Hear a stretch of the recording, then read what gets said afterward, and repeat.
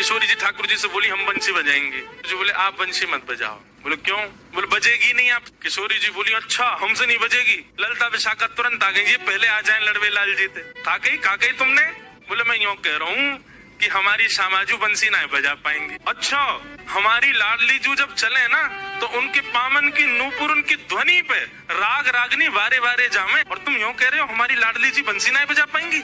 चलो जल्दी अपनी बंसी दो, हमारी किशोरी जी बजाएंगे। अरे मैं कोई किशोरी जी पे संशय ना कर रहा हूँ, किशोरी जी पे कोई आक्षेप ना कर रहा हूँ, वो साक्षात संगीत स्वरूपा है, पर मेरी बंसी जी ना बजा पाएंगे। ललता जी बोली आज तो यही बंसी बजेगी, अब ही बजेगी और तुम्हारे सामने ही बजेगी, लाओ दो। ठाकुर जी बोले नए माननी बात लो दे दो। लाडली जू आज दिखा दो यार, जो बहुत अपने आप को कुछ समझे बंसी बजावे और यूं सोचे कि या के आगे कोई ना है, आज आप बजाए दो, नेक दिखाए दो, अपना स्वर लगाए दो, यही को मूर्छित कर दी हूँ बंसी बजाए के। ठाकुर जी खड़े, हाँ श्री जी बजाओ, हमारा तो सौभाग्य कि हमारी बंसी आपकी सेवा में, पर मैं फिर कह रहा हूँ जी बजेगी नहीं। किशोरी जी ने अपने अधर पर वेणु धारण करके अपनी कोमल उंगलियों से छिद्रों को आच्छादित किया और जैसे ही प्राण पिरोए बस हवा ही हवा निकले, स्वर नहीं निकले। ललता विशाखा कह रही है अरे जल पिला गलो सुगो श्यामाजू को जल पिलाए दियो, लेकिन बंसी नए बजे। ठाकुर जी मंद मंद मुस्कुरा रहे, अब मैं कह रहा हूँ नए बजे की मुंह वापस कर दो।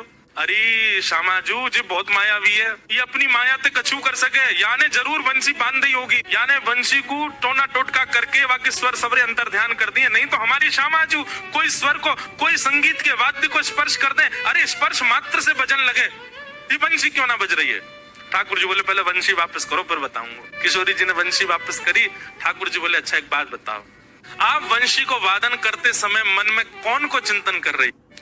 किशोरी जी बोली मैं तो कोई भी वाद्य बजाऊं आपको ही चिंतन करूं। बोले यही तो गलती कर रही हो, ये वंशी जो है ना हमारी अनन्य भक्त है। अनन्य को मतलब कहा होवे एक के अलावा दूसरे को ना भजे, और या वंशी में नित्य आपको ही चिंतन होवे, या वंशी में नित्य आपको स्मरण होवे, ये वंशी आपकी भक्ता है और आप या वंशी से मेरी भक्ति करोगी तो ये वंशी कैसे बजेगी। हे श्यामाजू आप नेत्र बंद करके अपनो ही चिंतन करो, मतलब अपने स्वरूप को ध्यान करो, जब आप अपनो ध्यान करोगी तब ये वंशी बजेगी, क्योंकि या वंशी में तो नित्य आपको ही गायन की हो जाए। किशोरी जी ने अधर पर वंशी रख के जैसे स्वयं को स्मरण किया, अपने रूप नक अपने रूप नेत्र आदि को स्मरण किया, अपनो ही स्मरण करके जैसे ही वंशी अधर पर धरी बिना फूंक के वंशी बजन लगी। किशोरी जी के नेत्र सजल है गए, आपकी या अनन्य प्रेम पे ही तो मेरा मन करे कि मैं वारी वारी जाऊं।